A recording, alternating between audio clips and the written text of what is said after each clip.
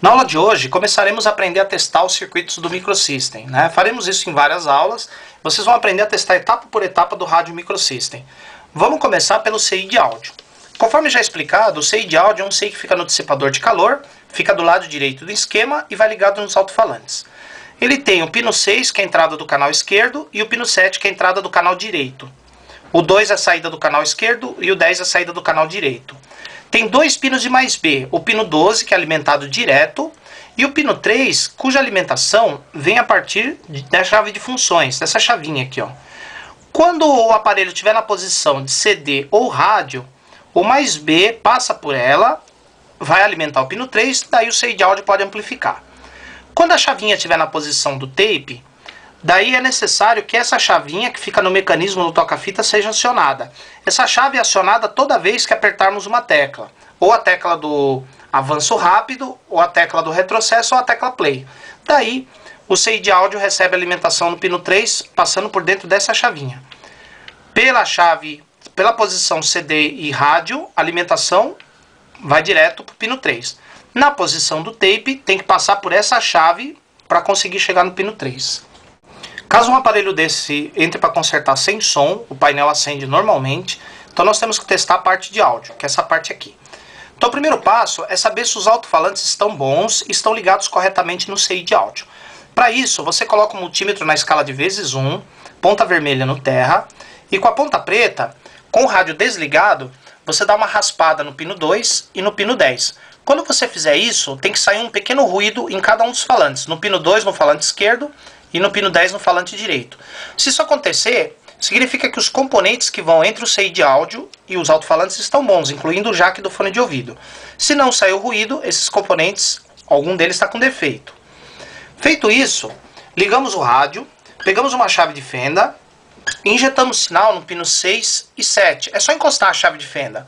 No pino 6 tem que sair zumbido num alto-falante, e no pino 7 tem que sair no outro. Se sair, o CI de áudio está amplificando, está funcionando. Se não sair som nem no pino 6 nem no pino 7, o CI de áudio não está funcionando.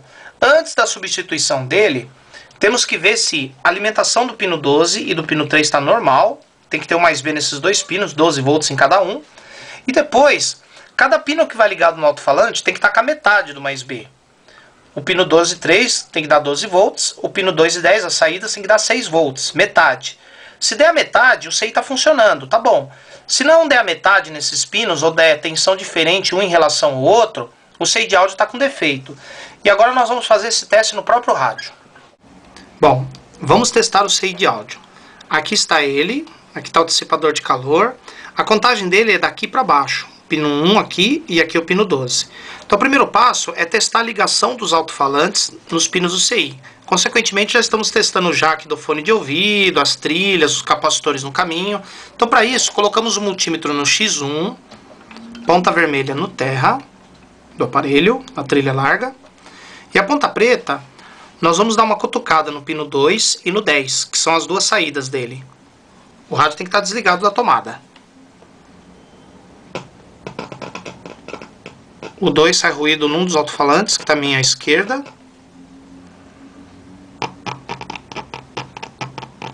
E o 10 sai ruído no alto-falante que está à minha direita. Com isso, os alto-falantes e a ligação deles com o CI está boa. Feito isso, eu vou ligar o rádio. Mesmo que não saia som, colocamos o volume dele no máximo. Com a chave de fenda segurando na parte metálica, eu vou encostar ela no pino 6 e no 7, que são as duas entradas. Cada pino desses vai ter que produzir ruído num dos alto-falantes. Então, 1, 2, 3, 4, 5, 6, esquerdo. E o 7, direito. Com isso, eu sei que o CI de áudio está funcionando, mesmo que não saia som no rádio. Ah, mas se eu não tiver o esquema do rádio, como é que eu faço? Pega a chave de fenda, toca pino por pino, até você encontrar dois que produzam ruído. Vamos lá, pino 1, nada. 2, nada. 3, 4, 5, 6... 7, 8, 9, 10, 11, 12. Então percebo que é só no pino 6 e no pino 7 que eu escutei o ruído. Isso quer dizer que o CI de áudio está funcionando bem. Agora vamos medir as tensões do CI de áudio. Caso você injetar sinal e não der sinal, nos dois pinos, ou não der nenhum, vamos medir as tensões.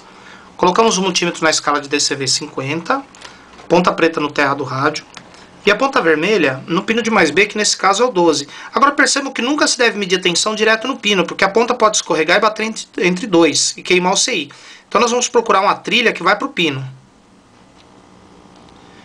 E aí no pino 12, nós temos 12 volts, que está na escala de 50. Ah, se você não tiver o esquema do aparelho, você localiza o maior capacitor do rádio, o biteludo, segue o polo positivo dele, a trilha do polo positivo dele vai para o pino de mais B do CI. Então você pode achar o mais B do CI pelo polo positivo do maior capacitor do rádio. Então nesse caso aqui, o CI está sendo alimentado com 12. Agora eu vou medir a tensão no outro pino de mais B, que é o pino 3. Nesse caso aqui, também tem 12 volts. Esse é aquele pino que recebe tensão quando a chave de funções está na posição de rádio, CD, e o tape só na hora que apertar a tecla do toca-fitas.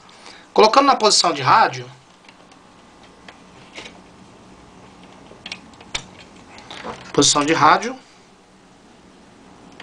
nós também temos alimentação. Colocando na posição de tape, olha, percebam que agora o pino 3 do CI está sem alimentação. Então ele só recebe alimentação diretamente com a chave na posição de rádio ou CD.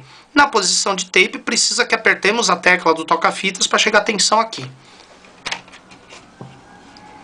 Agora nós vamos medir a tensão nos dois pinos que vão para os alto-falantes. No caso, é o pino 2. Vou baixar a escala para 10, para ver melhor. Pino 2, 6 volts. E no pino 10, 6 volts também. Percebam sempre que eu estou medindo a tensão nas trilhas, nunca direto nos pinos do CI, sob o risco de curto-circuitar e queimar. Isso quer dizer que como cada pino do CI, cada pino de saída tem a metade do mais B, o CI está funcionando. Se tiver tensão diferente nesses dois pinos, o CI está com defeito. Para você achar os pinos que vão ligados nos alto-falantes, basta você seguir a ligação dos alto-falantes, do jack do fone de ouvido, até chegar no integrado. Outro método de injetar sinal, que não é usando a chave de fenda. O da chave de fenda eu acho melhor para testar o CI de áudio, mas você pode usar um outro método que é o multímetro no ×1, no X1. Isso mesmo com o rádio ligado, você pode usar o multímetro no X1 para injetar sinal. Daí você coloca a ponta vermelha no terra do rádio e a ponta preta você vai dar uma cutucada em cada pino de entrada do CI. No caso aqui é o 6 e o 7. 6, 7. Isso quer dizer que o CI de áudio tá bom. Ou então, como eu já havia falado para vocês, com a chave de fenda. Que eu prefiro com a chave de fenda. Muitas vezes esses rádios gravadores não funcionam, nem o CD, nem o rádio, nem a parte do toca-fitas, devido a uma falha nos reguladores. Por exemplo, aqui nós temos um transistor PNP por sinal, é um regulador, ele recebe 12 volts da fonte e fornece 8,5. Essa tensão vai ser usada para alimentar o circuito do CD, do rádio e do toca-fitas. E aqui embaixo nós temos um outro regulador que pega a tensão de 12 volts mais ou menos e regula em 5. Esse rádio tem um micro no painel, um CI no painel, então esse regulador alimenta o CI do painel. Então agora nós vamos aprender a testar esses dois reguladores. O regulador de cima, eu meço a tensão no emissor dele, tem que ter 12 volts. E no coletor dele tem que ter 8,5. No regulador de baixo, como ele é NPN, o mais B entra pelo coletor, 12 volts. E no emissor sai 5 volts. Se esse regulador de cima estiver entrando o 12 volts e não estiver saindo tensão aqui, pode ser defeito no transistor, nesse outro transistor que vai nele, no diodo Zener, em algum resistor aberto por aqui, ou pode ser alguma coisa em curto, ou no circuito do rádio, ou no circuito da fita, ou no circuito do CD. Daqui a pouco eu ensino para vocês como é que a gente determina que quando não sai tensão do regulador, se o defeito é no próprio regulador ou se é alguma coisa em curto no mais B. Da mesma forma esse aqui de baixo. Se não estiver saindo 5 volts aqui, pode ser o transistor, pode ser o Zener, pode ser o resistor ligado, ou pode ser que essa linha de mais B tenha entrado em curto. Por exemplo, o micro do painel recebe 5 volts, pode ser que o CI do painel tenha entrado em curto e derrubando essa tensão. Vamos ver agora como faz para testar os dois reguladores. E agora nós vamos testar aqui na placa os dois reguladores. Aqui é o transistor regulador de 8 volts, esses três terminais, sendo que o coletor é o do meio, é um transistor de média potência.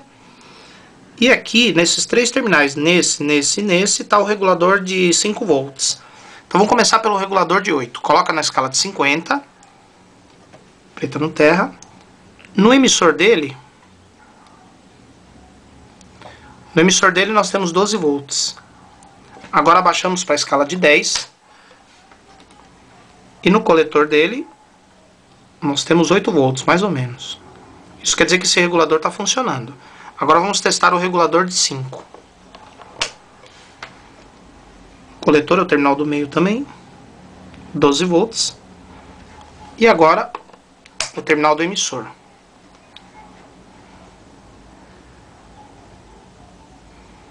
Deu quase 5 volts, deu 4,6. Aqui não tem problema que o regulador forneça um pouquinho menos do que 5 volts, porque o micro trabalha com a tensão um pouco menor do que 5 volts, nesse caso. Agora, como eu havia falado para vocês, às vezes não sai tensão do regulador devido a um curto na linha de mais B, algum componente para frente que entrou em curto. Como é que a gente descobre curto? Desliga o rádio da tomada, coloca o multímetro na escala de X1, ponta vermelha no terra, rádio desligado. E com a ponta preta a gente coloca na saída de cada regulador. No emissor, no coletor do regulador de 8 volts. Observe que o ponteiro indicou uma resistência alta, maior do que 100 ohms. Se ele indicar uma resistência baixa, por exemplo, o ponteiro for lá para a direita, perto do zero, significa que a linha de mais B de 8 volts está em curto. É por isso que não sai tensão do regulador. Da mesma forma a gente faz um regulador de 5. Ponta vermelha no terra e com a ponta preta a gente põe no mais B de 5 volts. Olha lá. Observe que o ponteiro não deflexionou. Isso quer dizer que nem na linha de mais B de 8 volts e nem na linha de mais B de 5 volts tem algum componente em curto. E agora o circuito do toca-fitas. Aqui os dois cabeçotes. O cabeçote do canal esquerdo, através da chave de gravação e reprodução, vai entrar no pino 2 do CI pré. O cabeçote do canal direito, através da outra chave de gravação e reprodução, vai entrar no pino 8. Portanto, os pinos de entrada do pré são o 2 e o 8. Os pinos de saída são o 3 e o 7. Percebam que aqui estão os dois amplificadores. Para testar esse CI, temos que injetar sinal no pino 2 e no pino 8. Apertamos a tecla play, mesmo sem fita. Injetando o sinal no pino 2, tem que sair som no falante. E no pino 8, no outro falante. Se isso acontecer, o pré está bom. Se não sai som, o pré está com defeito. Daí temos que ver se ele está recebendo mais B. O mais B dele entra no pino 6, vem por essa linha aqui de 8 volts. Lembrando que só vai chegar a alimentação aqui quando o rádio estiver na função do tape. E agora vamos testar o toca-fitas. O toca-fitas tem esses 4 terminais, que é onde encaixa o cabeçote. Tem essa chave que tem aqui, a chave de gravação e reprodução. Percebam que aqui tem a lâmina que vai na tecla REC, ela enfia aqui nesse buraco e aciona a chave de gravação e reprodução, que são esses terminais aqui. Aqui do lado está o CI pré, o que amplifica o sinal dos dois cabeçotes. Agora, esses capacitores enfiados aqui embaixo são o que a gente chama de modificação de fábrica. Não foi gambiarra de nenhum outro técnico, não. Foi a fábrica que colocou isso aqui embaixo. Tanto é verdade que tinha essa proteção aqui bem em cima deles. Nós tiramos para poder trabalhar aqui na área do toca-fitas. Para ver se o toca-fitas está funcionando, o primeiro passo é ligar o rádio, apertar a tecla play, mesmo que não saia som. Daí você pega a chave de fenda e vai injetar sinal nos dois pinos de entrada do CI do pré-amplificador. No caso desse CI, as duas entradas são o pino 2 e o pino 8. Mas se você não tiver o esquema do rádio, daquela mesma forma, você injeta sinal pino por pino até encontrar dois que saia som. Então vamos lá, pino 2.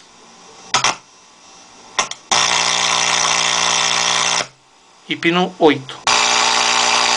Isso quer dizer que o CI pré-amplificador e a chave de gravação e reprodução estão funcionando.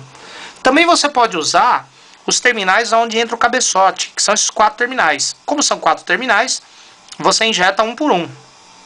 Nada. Sai no canal. Nada. E aqui o outro canal. Então é assim que a gente determina se está ou não funcionando o circuito eletrônico do toca-fitas. Se o circuito eletrônico está funcionando, tanto o CI pré quanto a chave de gravação e reprodução, e mesmo assim a fita não toca, o defeito é no cabeçote, é lá no mecanismo. Se o pré-amplificador do toca-fitas não está funcionando, o próximo passo é ver se ele está recebendo mais B.